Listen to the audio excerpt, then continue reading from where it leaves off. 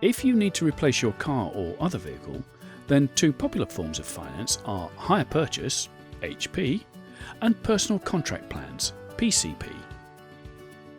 Under both these options, the finance company owns the car while you make the regular payments. So, what's the difference between the two? With HP, provided you keep up your payments, at the end of the loan period, you own the car. With PCP, you can delay the decision to own the car until the very end. In fact, with PCP, there are 3 final outcomes to choose from. Hand the car back with no further costs, part exchange the car as part of a new PCP deal, purchase the car outright with a final balloon payment.